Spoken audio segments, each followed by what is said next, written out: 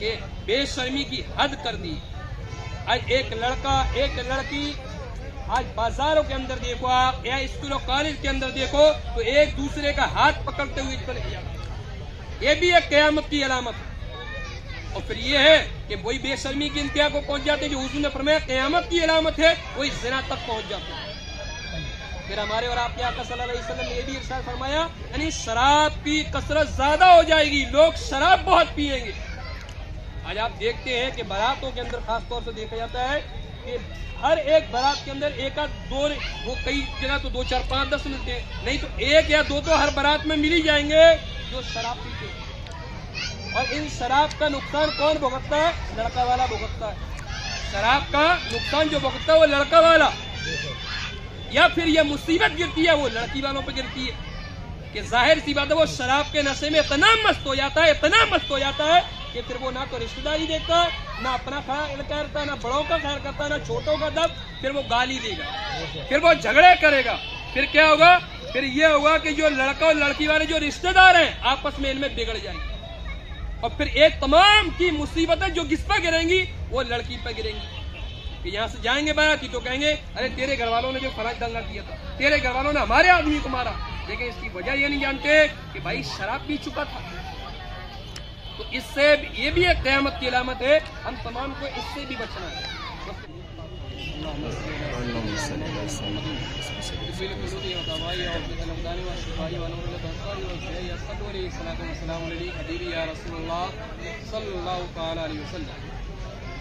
عزیزان محترم, پہلی روایت جو بخاری شریف میں آپ کے سامنے پیش کر رہا ہوں اسے بڑے غور سے سنیں گے کہ انس رضی اللہ تعالیٰ عنہ قال سمعت رسول اللہ صلی اللہ تعالیٰ علیہ وسلم یقول ان من اشراط الساعة ان يرفع العلم ويكثر الجهل ويكثر الزنا ويكثر شرب الخمر ويقل الرجال ويكثر النساء حتى يكون ل50 امرأة القيم الواحد. رواه بخاری. یہ بخاری شریف کی روایت ہے. حضرت انس یہ صحابی رسول ہیں کہ حضرت انس رضی اللہ تعالیٰ عنہ سے مروی ہے کہ ہمارے اور آپ کے آقا صلی اللہ تعالیٰ علیہ وسلم ارشاد فرماتے ہیں کہ قیامت کی علامتیں یہ ہیں, قیامت کی علامتیں یہ ہیں کہ علم اٹھا لیا جائے گا, علم کو اٹھا لیا جائے گا. اب علم اٹھانے کا کیا مطلب ہے؟ علم اٹھانے کا کیا مطلب ہے؟ قرآن سے حرف غائب ہو جائیں گے, یا بخاری شریف, ترمذی شریف, یا حدیث یا فقہی عبارتیں غائب ہو جائیں گی. اس کا مطلب یہ نہیں ہے. اس کا مطلب یہ ہے علم اٹھا لیا جائے گا یعنی علماء کرام اٹھا لیے جائیں گے. کب؟ قیامت آنے سے پہلے. قیامت آنے سے پہلے علماء اٹھا لیے جائیں گے, حفاظ کرام اٹھا لیے جائیں گے, جو حافظ ہوں گے یہ اٹھا لیے جائیں گے, امام اٹھا لیے جائیں گے, علماء, عالم, مفتی, مولانا, یہ تمام کے تمام قیامت سے پہلے اٹھا لیے جائیں گے. اور جب یہ علماء اٹھا لیے جائیں گے, جب علم ہی اٹھ جائے گا تو پھر سرکار یہ فرماتے ہیں وَيَكْثُرَ الْجَهْلِ, حضور یہ ارشاد فرماتے ہیں کہ جہالت پھیل جائے گی, جہالت پھیل جائے گی. لوگ پھر جاہل فتویٰ دیں گے. کیا دیں گے؟ جاہل فتویٰ دیں گے. جاہل یہ سمجھ لیے ایسے لگیں گے اس دور کے سب سے بڑی مفتی ہے, دین کی باتیں یہ بتائیں گے, کتابوں میں کچھ ہوگا, قرآن حدیث کچھ پیغام دیں گے اور یہ اپنے آپ سے لگے رہیں گے. تو ظاہر سی بات ہے جب علم نہیں ہوگا تو جہالت پھیلے گی, علم نہیں ہوگا تو آدمی ان پڑھ ہوگا, اور ان پڑھ ہوگا تو پھر یہ فتویٰ دیں گے. آپ نے ہر جگہ دیکھا ہوگا کہ جہاں جہاں نیکی ہوتی ہے, کوئی بھی نیکی کا کام ہو, کوئی بھی اچھائی کا کام ہو, وہاں کسی نہ کسی طریقے سے کوئی ایک نہ ایک ایسا آ ٹپکتا ہے جو شیطانی حرکت کرتا ہے نا. تو یہ قیامت کی ایک علامت ہے. پھر ہمارے اور آپ کے آقا صلی اللہ علیہ وسلم فرماتے ہیں کہ قیامت کے آنے سے پہلے یہ زناکاری بہت زیادہ ہوگی, زناکاری بہت زیادہ ہوگی. اب زناکاری آپ دیکھ ہی رہے ہیں کہ اس ہندوستان کے علاوہ کوئی بھی آپ ملک اٹھا لیجیے, ہر ملک کے اندر ایک دم بے حیائی پھیلی ہوئی ہے. اپنے دیش کے اندر بھی پھیلی ہوئی ہے, لیکن اپنے دیش کے اندر جو پھیلی ہوئی ہے اس کے اندر کچھ شہر مخصوص ہیں, کچھ شہر ہیں, لیکن دوسرے اگر دیشوں میں دیکھے جائیں گے تو زنا کی کثرت بہت زیادہ ہو رہی ہے. ایک لڑکا اور ایک لڑکی شادی سے پہلے ہی آج یہ سمجھ لیے کہ بے شرمی کی حد کر دی. آج ایک لڑکا ایک لڑکی آج بازاروں کے اندر دیکھو آپ یا اسکولوں کالج کے اندر دیکھو تو ایک دوسرے کا ہاتھ پکڑتے ہوئے چلے جاتے ہیں. یہ بھی ایک قیامت کی علامت ہے. اور پھر یہ ہے کہ وہی بے شرمی کی انتہا کو پہنچ جاتے ہیں جو حضور نے فرمایا قیامت کی علامت ہے, وہی زنا تک پہنچ جاتے ہیں. پھر ہمارے اور آپ کے آقا صلی اللہ علیہ وسلم نے یہ بھی ارشاد فرمایا وَشُرْبُ الْخَمْرِ وَيَكْثُرُ شُرْبَ الْخَمْرِ, یعنی شراب کی کثرت زیادہ ہو جائے گی, لوگ شراب بہت پیئیں گے. آج آپ دیکھتے ہیں کہ باراتوں کے اندر خاص طور سے دیکھا جاتا ہے کہ ہر ایک بارات کے اندر ایک آدھ دو, وہ کئی جگہ تو 2 4 5 10 ملتے ہیں, نہیں تو 1 یا 2 تو ہر بارات میں مل ہی جائیں گے جو شراب پیتے ہیں. اور ان شراب کا نقصان کون بھگتتا ہے؟ لڑکا والا بھگتتا ہے.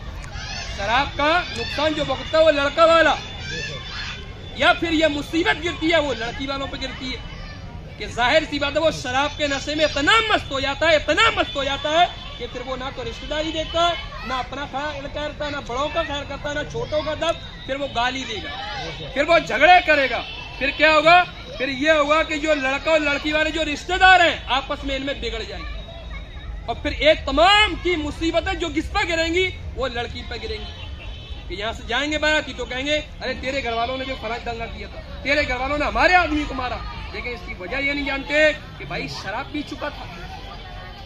تو اس سے یہ بھی ایک قیامت کی علامت ہے, ہم تمام کو اس سے بھی بچنا ہے. اس کے بعد آقا کریم صلی اللہ علیہ وسلم نے فرمایا قیامت کی علامت یہ بھی ہے کہ آدمیوں کی تعداد کم ہو جائے گی, آدمیوں کی تعداد کم ہو جائے گی اور عورتوں کی تعداد بڑھ جائے گی. یہاں تک کہ ایک مرد کی سرپرستی 50 عورتیں ہوں گی. یہ بخاری شریف کی روایت ہے. عزیزان محترم, تو یہ قیامت کی وہ علامت ہے جن سے ہمیں بھی بچنا ہے, آپ کو بھی بچنا ہے. قیامت کے آنے سے پہلے زلزلے آئیں گی, زلزلے آئیں گی, بلڈنگیں گر جائیں گی, ہزاروں لوگ ان بلڈنگوں کے اندر چلے جائیں گے. ایک آندھی آئے گی جو سرخ ہوگی کہ اگر جسم سے ٹچ ہوگی تو جسم کو جلا دے گی, کھال جلا دے گی. اپنے چہرے یہ بگڑ جائیں گے. یہ قیامت سے آنے سے پہلے یہ حال ہوگا. عزیزان محترم, اس لیے توبہ کا دروازہ آج بھی کھلا ہے, توبہ کا دروازہ آج بھی کھلا ہے. اللہ غفور الرحیم ہے. اگر ہم سے یا آپ سے کسی بھی قسم کے گناہ کیے ہیں تو اللہ کی بارگاہ میں توبہ کریں, پروردگار کی بارگاہ میں رجوع کریں. اور جس مقصد کے لیے اللہ نے ہمیں پیدا فرمایا کہ وما خلقت الجن والانس الا لیعبدون, کہ بندو ہم نے تمہیں اپنی عبادت کے لیے پیدا کیا.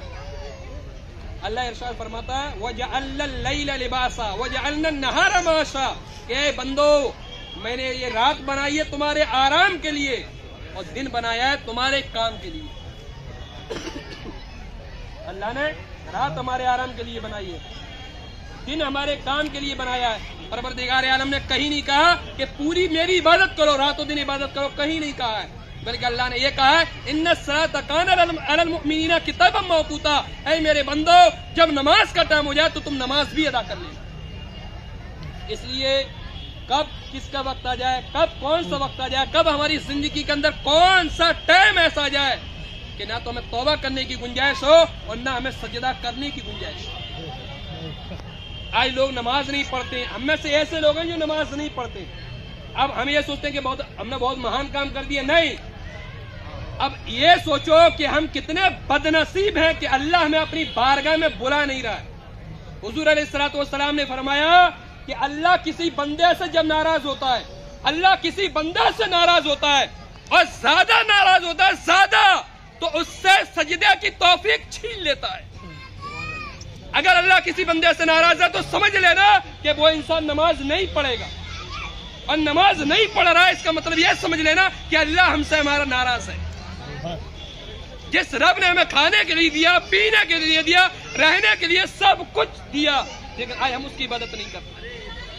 اس لیے آپ سے گزارش ہے, میری یہ چند باتیں ہیں, اگر اس پہ عمل ہو گیا تو انشاءاللہ یہ دنیا اور آخرت دونوں میں کامیابی ہمارے قدموں کو چومتی ہوئی نظر آئے گی.